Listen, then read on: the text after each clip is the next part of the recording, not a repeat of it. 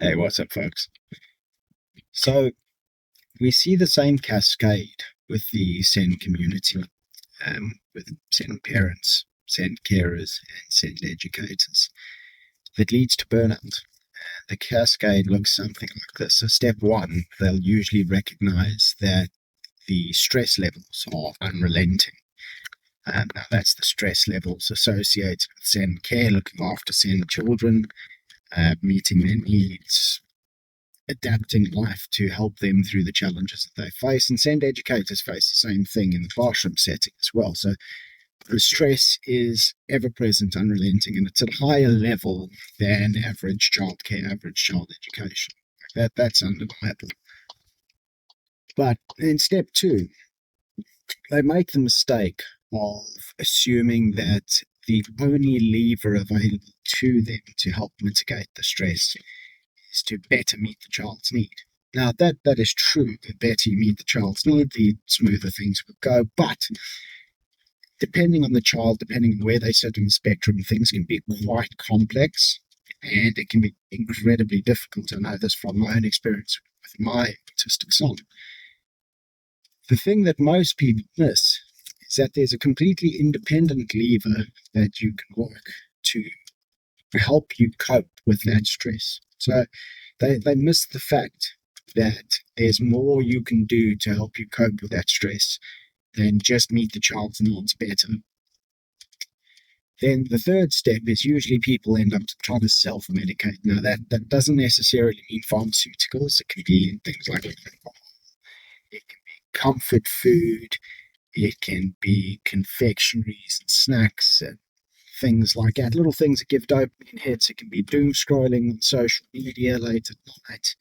There's loads of little habits that people pick up that give little dopamine hits that give a temporary sense of relief from stress and pressure, and quickly become a habit, but lead to negative outcomes because all of those things, alcohol abuse, social media, doom scrolling, poor eating habits, all of those things erode your metabolic health and lead to health impacts.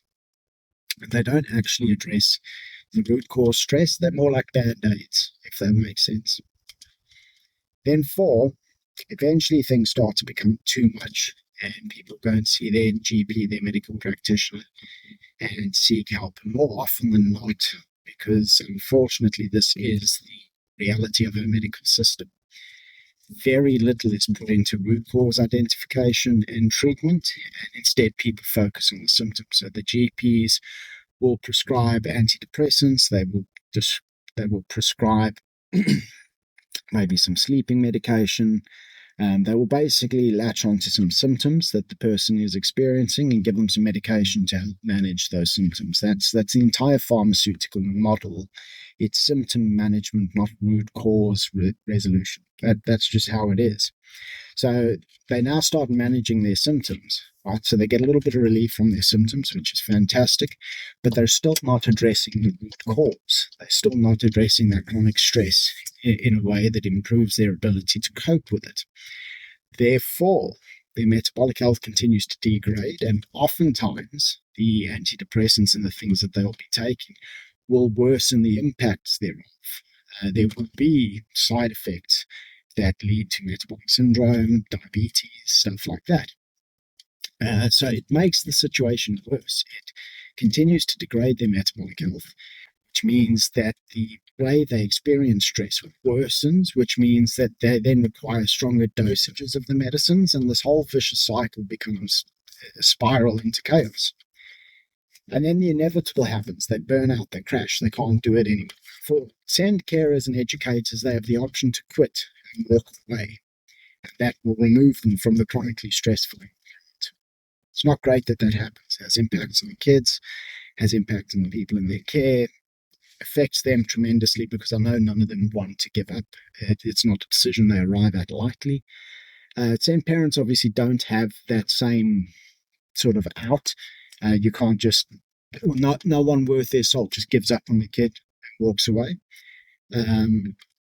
So you can't escape that stressor, but what ends up happening is something breaks, your health gives out, you end up on long-term care yourself and unable to care for your kid. It's a very negative, very depressing spiral into chaos that people fall into.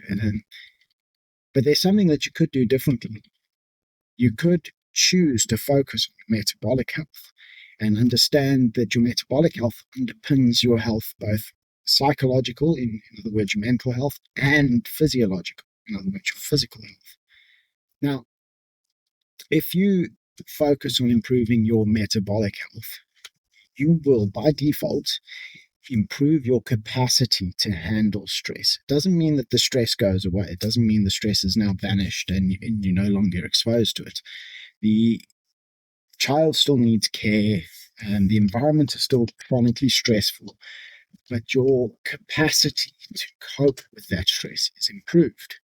That's the key difference. That's the key thing.